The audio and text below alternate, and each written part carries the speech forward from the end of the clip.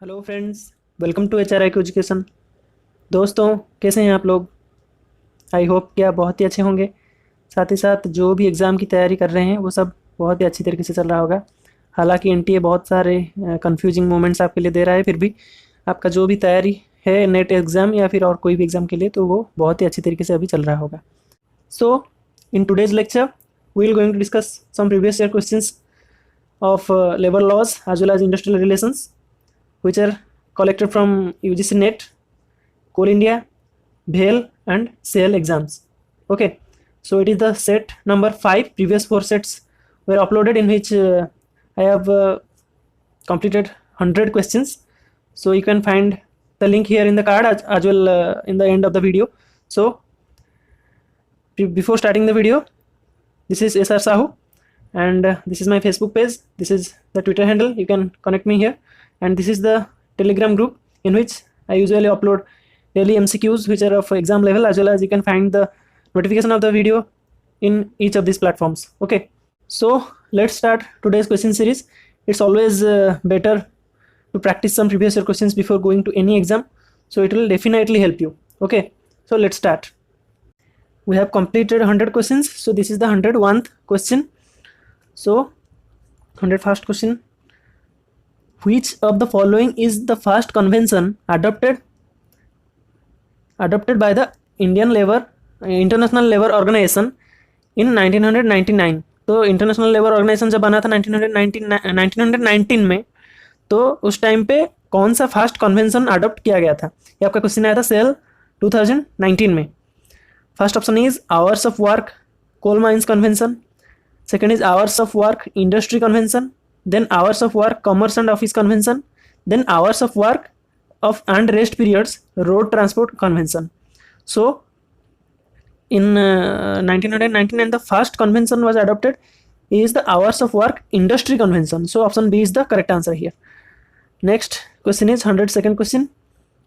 Question number 102: as per the provisions of the Interstate Migrant Workmen Regulation of Employment and Conditions of Service Act 1979, who is required to issue the passbook duly affixed with a passport size photograph of the worker to the migrant workman?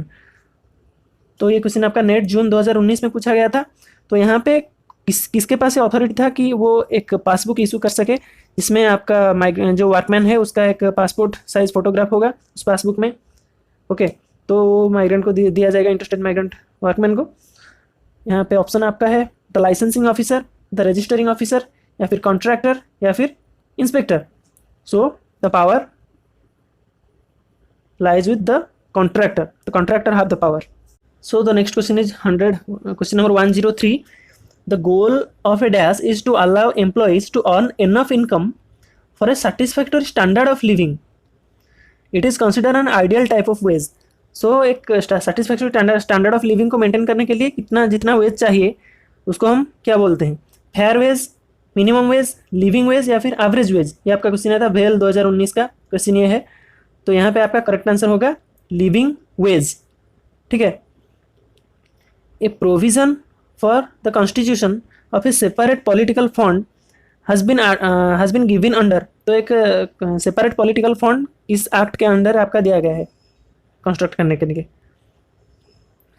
ये आपका question आया था cell जो CIL कोल India आपका 2016 में जो exam हुआ था। तो यहाँ पे इंडस्ट्रियल डिस्प्यूट्स एक्ट 1947, या फिर पेमेंट ऑफ बोनस एक्ट 1965, या फिर ट्रेड यूनियंस एक्ट 1926, या फिर फैक्ट्रीज एक्ट 1948। तो एक सेपरेट पॉलिटिकल फंड आप यहाँ पे ट्रेड यूनियन एक्ट में बनाने के लिए दिया गया था। तो option C will be the correct answer. Then the next question 105. The strikes that are intended to put pressure on the government to do something or desist from doing something are categorized as. This question came from NET June 2018. So the first option is jurisdictional strikes, then political strikes, then general strikes, then quick strikes. So यहाँ पे government के ऊपर pressure बनाना होता है, तो इसका answer आपका हो गया political strikes. Option B is the correct answer. Then the next question is arrange in a proper sequence the authorities mentioned in the industrial disputes act तो यहाँ पे इंडस्ट्रियल डिस्प्यूट्स एक्ट में कुछ अथॉरिटीज़ हैं, इसको एक करेक्ट सीक्वेंस में यहाँ पे डालना है, ठीक है। तो यहाँ पे पूछा गया है कि डिस्प्यूट को रिजॉल्व करने के लिए, जो ग्रीवेंस होता है उसको रिजॉल्व करने के लिए हम किस सीक्वेंस में जाएंगे from the beginning to the end. तो first option is labour court, then grievance redressal machinery, then conciliation officer. So first हम जाएंगे ग्रीवेंस रिड्रेसल मशीनरी के पास, उसके बाद कंसिलिएशन ऑफिसर, उसके बाद आपका फाइनली लेबर कोर्ट। तो यहाँ पे BCA जो सीक्वेंस है, option number 4 is the correct answer. Okay, so the next question is the office of the DG of mines safety, director general of mines safety is located as. तो इसका office कहाँ पे located है? New Delhi, Asansol, Dhanbad या फिर Kolkata. Office यहाँ पे इसका लोकेटेड है धानबाद में, तो option C is the correct answer. Then the next question, a dash is a continuous association of wage earners. तो यहीं पे ही आपको ऑप्शन का आंसर, क्वेश्चन का आंसर पता चल जाना चाहिए। That is from the objective of maintaining and improving their working conditions, but it is always better to read all the questions. Okay, इस क्वेश्चन आपका आया था वेल 2019 में। तो किसको हम बोलेंगे continuous association of wage earners, जिसको कि फॉर्म किया जाता है, इसका एक ऑब्जेक्टिव होता है कि ये जो वर्किंग कंडीशंस है आपका वर्कर क्लास का, वर्किंग क्लास का जो वर्किंग कंडीशंस है, तो उसको बेटर, हमेशा बेटर बनाने के लिए, इम्प्रूव करने के लिए और मेंटेन करने के लिए इस जो ऑर्गेनाइजेशन, ये जो एसोसिएशन है उसका गठन किया जाता है। ये कंटिन्यूस एसोसिएशन है। ओके, यहाँ पे वेज अर्नर ही पार्टिसिपेट करते हैं as a members. First option is joint council, then sub council, then quality circle, then trade union. So इसका आंसर होगा आपका trade union. Okay, option D is the correct answer. Then the next question, which of the following is not among the objectives of trade unions act 1926। यहाँ पे trade unions act का objective क्या नहीं है कोल India में, या ये question आपका आया था कोल इंडिया 2016 में। Lay down conditions for governing registrations of trade unions, define obligations of trade union, registered trade unions, prescribe rights and liabilities of a registered trade union, set strategy for international ventures of organization। तो trade union का यहाँ पे कोई भी काम नहीं होता कि वो इंटरनेशनल ऑर्गेनाइजेशन के साथ मिलकर कोई स्ट्रैटेजी बनाए। तो यहाँ पे option D is the correct answer, ठीक है। सो 110th question, under the provisions of the Payment of Wages Act 1936, who among the following can't be appointed as the authority by the appropriate government to hear and decide claims arising out of deductions from wages or delay in payment of wages and penalty for malicious or vexatious claims? किसको यहाँ पे authority के रूप में appoint नहीं कर सकता, can not be appointed यहाँ पे दिया गया है। Any commissioner for workmen's compensation, ये आपका क्वेश्चन आया था नेट जून 2018 में। तो first option is any commissioner for workmen's compensation, regional labour commissioner appointed by the central government, any assistant labour commissioner appointed by the state government, any other officer with experience as a जज of a civil court और a judicial magistrate. So which will the answer, किसको यहाँ पे appoint नहीं किया जाता? तो यहाँ पे ऑप्शन सी में जो दिया गया है, any assistant labour commissioner appointed by the state government, इसको यहाँ पे अपॉइंट नहीं किया जा सकता as an authority. Okay, so the next question comes from SAIL 2019, which of the following are considered to be the principles of labour legislation. तो यहाँ पे किसको प्रिंसिपल्स ऑफ लेबर लेजिस्लेशन के रूप में कंसिडर किया जाता है? Principle of protection, principle of social justice, principle of welfare, principle of reasonable standard of living. तो यहाँ पे ये जो तीनों मैंने राइट मार्क दिया है, ये तीनों को लिया जाता है as the principles of labour legislation. Okay, अगर आप मेरे प्रिंसिपल्स ऑफ लेबर लेजिस्लेशन वाला वीडियो नहीं देखे हो तो प्लेलिस्ट में जाके आप लेबर लॉ के अंदर उसको देख सकते हैं, लेबर लेजिस्लेशन के अंदर, ठीक है। वहाँ पे बहुत अच्छी तरीके से प्रोवाइड किया गया है। और भी बहुत सारे वीडियोज़ हैं जो कि आपका principles of labour legislation, types of labour legislation और इंडियन कॉन्स्टिट्यूशन जो कि आपका रिलेटेड है, जो भी आर्टिकल्स आपका है, जैसे कि आपका फंडामेंटल राइट्स या फिर जो भी आपका DPSP के अंदर जो भी आर्टिकल्स आपका इंपॉर्टेंट है एग्जाम पॉइंट ऑफ व्यू से, वो सारे प्रोवाइड किए गए हैं डिफरेंट वीडियोज़ में। वो आप ज़रूर देखिए, बहुत ही हेल्पफुल रहेगा एग्जाम में, ठीक है। तो यहाँ पे option A, B, C correct है, तो option 3 is the correct answer here.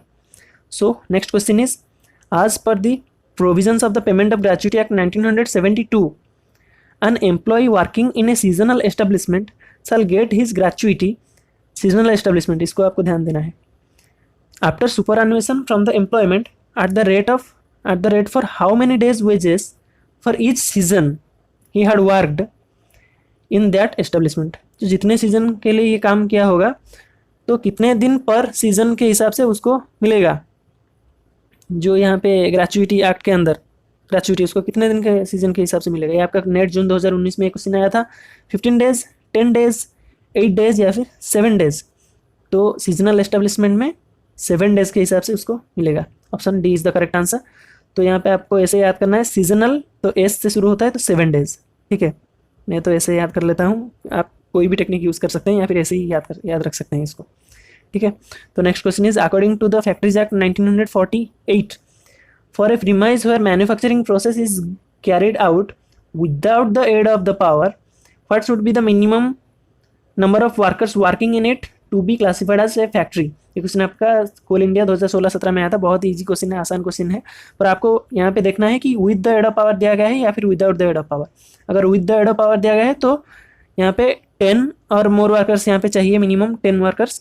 अगर without the aid of power दिया गया है तो मिनिमम 20 वर्कर्स यहाँ पे चाहिए। तो यहाँ पे ऑप्शन डी आपका करेक्ट आंसर है 20, क्योंकि यहाँ पे without the aid of power दिया गया है।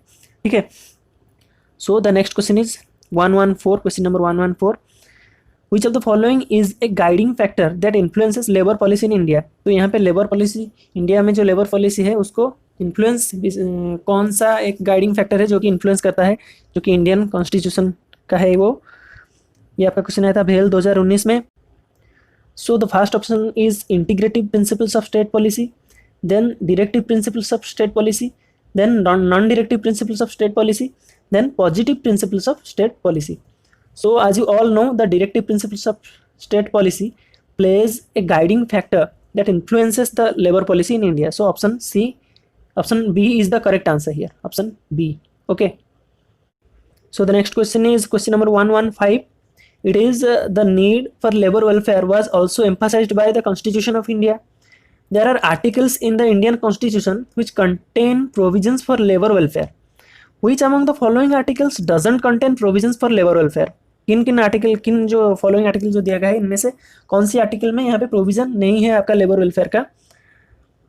ये आपका क्वेश्चन आया था नेट जून 2018 में। आर्टिकल 38, आर्टिकल 39, आर्टिकल 40 या फिर article 41।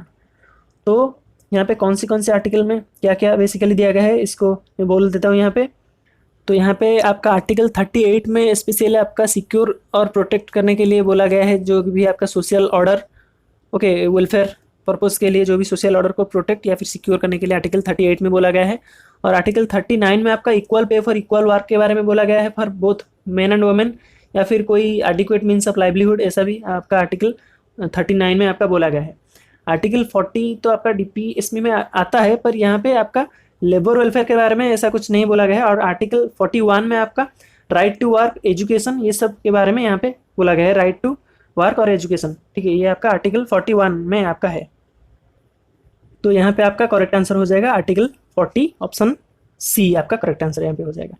So next question, question number 116, what percent of the number of days an employ of a seasonal establishment has to work out of the total number of days in the establishment is operational in order to claim to be in continuous service। तो continuous service के लिए यहाँ पे कितने दिन उसको काम करना पड़ेगा under the provisions of the payment of gratuity act 1972।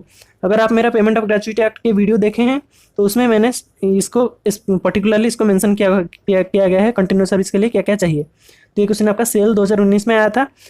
First option is 50%, then 60%, then 75%, then 90%। तो यहाँ पे उसको काम करना पड़ेगा 75% to be in continuous service under the seasonal establishment. Okay, so the next question is how many parties are represented in a wage board. तो wage board में कितने पार्टीज रिप्रेजेंट किए जाते हैं, आपका कोल इंडिया में आया था 2016 का एग्जाम में। Option 1 is 11, then 5, then 3, then 2। तो क्या होगा इसमें आंसर, इसमें वेज बोर्ड में 3 पार्टीज रिप्रेजेंट किए जाते हैं।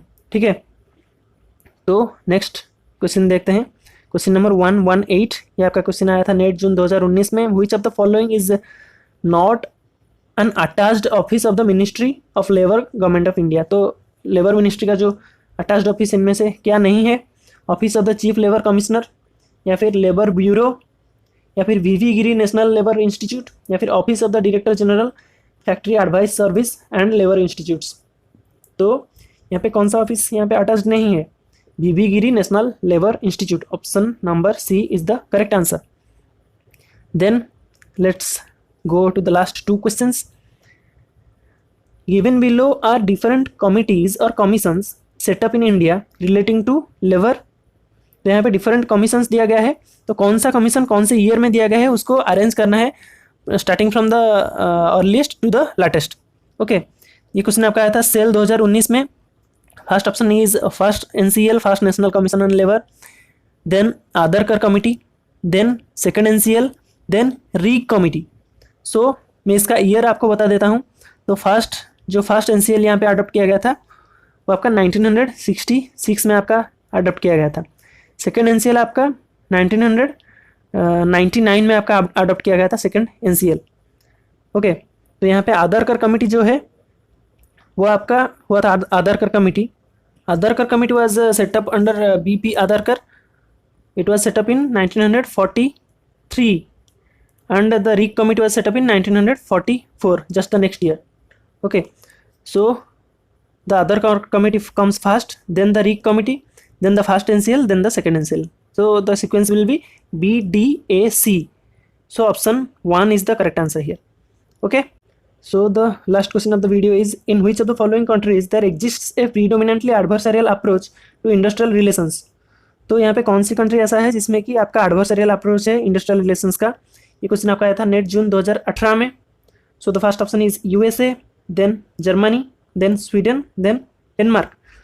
सो यहाँ पे आपका आंसर होगा यूएसए। तो यूएसए में आपका प्रीडोमिनेंटली एडवर्सरियल अप्रोच यहाँ पे होता है आपका इंडस्ट्रियल रिलेशंस का। ठीक है, तो दोस्तों ये था इस वीडियो का लास्ट क्वेश्चन। यहाँ पे मैं 20 क्वेश्चन डिस्कस किया गया यहाँ पे। तो दोस्तों वीडियो कैसा लगा आपको ज़रूर बताइए। और अभी तक 120 प्रीवियस ईयर क्वेश्चन आपका डिस्कस किया जा चुका है और आपका सेपरेट वीडियो भी आपको मिल जाएगा जो कि आपका NSCL नेशनल स्ट्रीट कॉर्पोरेशन का प्रीवियस ईयर क्वेश्चन भी डिस्कस कर दिया है 2 वीडियो में। ठीक है, आप प्लेलिस्ट में जाके चेक करिए। मैं यहाँ पे कार्ड में उसका लिंक प्रोवाइड कर दूंगा प्लेलिस्ट का, प्रीवियस ईयर क्वेश्चंस। तो वहाँ पे आप ये सारे देख लीजिए, आपका यूजीसी नेट एग्जाम या फिर कोई भी एग्जाम के लिए बहुत हेल्पफुल रहेगा। तो दोस्तों आज के लिए इतना ही। खुश रहिए। जय हिंद, जय भारत।